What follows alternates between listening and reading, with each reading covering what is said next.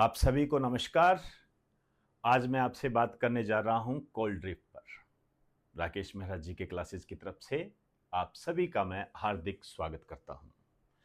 Cold drift अभी एक जाना पहचाना नाम हो गया है। इससे बच्चों की जाने जा रही है। यह एक कफ सिरप है और ये जो कफ सिरप है ये खांसी के लिए दिया जाता है। सामान्यतः बच्चे इसे लेते हैं और वर्तमान में इस कफ सिरप को पीने के कारण कई बच्चे अपनी जान गंवा बैठे हैं, जो कि बहुत ही दुर्भाग्यपूर्ण है। बहुत ही दुर्भाग्यपूर्ण है।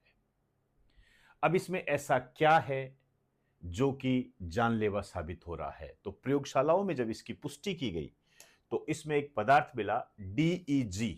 यह आपके एग्जाम की दृष्टि से काफी महत्वपूर्ण है। डीईजी की ज्यादा मात्रा मिली। लिमिटेड मात्रा होती है तो हम कुछ हद तक शरीर इसको बैलेंस में कर लेता है, लेकिन यदि ज्यादा मात्रा होती है तो नुकसानदायक होता है। क्या है ये डीईजी? Diethylene glycol. अत्यधिक विषैला रसायन है ये, और ये हमारी जो किडनी है, हमारा जो लीवर है, उसको डैमेज कर देता है। और जब किडनी और लीवर डैमेज हो जाते हैं तो ये हमारी मृत्यु का कारण बनते हैं, और इसी कारण से बच्चों की मृत्यु हो रही है। उनको अपनी जान से हाथ धोना पड़ रहा है।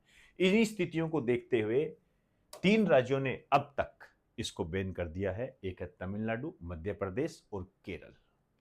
इन्होंने इस कफ सिरप को बैन कर दिया है। तो यहां पर जो भी माता पिता है, अभिभावक है, मैं उनको कहना चाहूंगा कि इस कफ सिरप से दूरी बनाकर रखें, अपने बच्चे को ये ना पिलाएं। और विभिन्न प्रकार की राज्य सरकारों को यह मैं मशवरा देना चाहूँगा, सलाह देना चाहूँगा एक नागरिक होने के नाते, कि इसको जल्द से जल्द तमिलनाडु, मध्य प्रदेश और केरल की तरह बैन करें, ताकि जो बच्चों की जाने जा रही है उनको रोका जा सके और संबंधित कोई भी कंपनी है उस पर कार्यवाही करे।